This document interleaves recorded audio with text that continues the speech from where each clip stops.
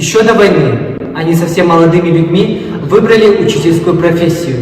Когда началась Великая Отечественная война, молодые люди добровольцами ушли на фронт. Они прошли суровые испытания войны, но судьба сохранила их жизнь, оставив их ранеными, с болезнями, потерями родных. После войны многие из них вернулись в родные края и начали трудиться по выбранной профессии. Марков Петр Григорьевич во время войны был командиром расчета пушки. Из-за плохой защищенности это орудие прозвали «Прощай, Родина» гвардии сержант. С фронта вернулся инвалидом. У него была прострелена правая рука, которая постоянно давала о себе знать. Награжден в 1945 году медалью за победу над Германией. Также был награжден орденом Отечественной войны. Баишев Алексей Николаевич. Великую Отечественную войну служил на Украинском фронте 4-й механизированной бригаде мастером авиавооружения в звании сержант.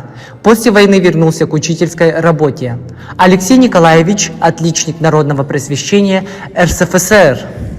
Учителя-фронтовики оставили себе очень хорошую память, сделав весомый вклад в социально-экономическое развитие нашего района, вложили теплоту своего сердца в воспитание подрастающего поколения. Мы помним и очень благодарим им. Их победы на фронтах и свершения в мирное время не должны забываться.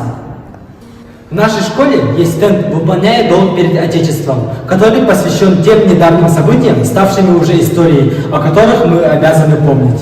Мы обязаны помнить о тех наших земляках, прошедшие и проходящие сегодня огненные версты войн ради мирного неба над головой. В нашем маленьком северном поселке Жиганск есть люди, которые прошли зону боевых действий в Чеченской Республике, а также живут участники специальной военной операции в Республике Кабардино-Балкария. Они стали прямыми свидетелями тех событий. Позвольте назвать некоторые имена. Матвеев Евгений Данилович.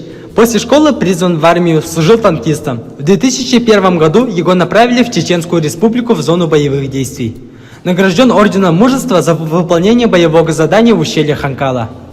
Андросов Леонид Юрьевич 5 февраля 2023 года погиб, спасая товарища на поле боя, заслонив его своим телом. Он посмертно награжден орденом Мужества. Храмов Анатолий Николаевич с апреля по октябрь 2022 года принимал участие в специальной военной операции на Украине. Был ранен. Награжден медалями за отвагу Суворова, за боевые отличия, за воинскую доблесть 1 и 2 степени. Нагрудными знаками «Горячее сердце», отличник молодежной политики Республики Саха-Якутия. Сегодня, исполняя свой воинский долг перед Отечеством, тысячи наших соотечественников, одетых в солдатские бушлаты, в своих чистых помыслах и устремлениях, отправляются на защиту суверенитета РФ, на защиту нашего будущего. Наши соотечественники, продолжая традиции отцов и дедов, в очередной раз проявили мужество и героизм, выполняя свой долг и воинскую присягу. Говорят, время залечивает раны, но без прошлого нет настоящего, и не может быть будущего. Ведь пока мы помним, мы живем. Память о тех событиях увековечена не только в обелисках и памятниках, но и живет в наших сердцах. В небольшом северном поселке Жиганск в 1956 году окончил школу будущий президент Якутии Михаил Ефимович Николаев.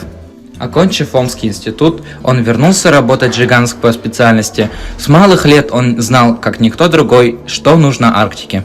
Президентом Якутии Михаил Ефимович первым выдвинул идею цивилизованного севера, как идею цивилизованного и благополучного во всем человека. На протяжении всего своего президентства он воплощал эту идею в жизнь, сохраняя самобытную культуру всех народов Арктики.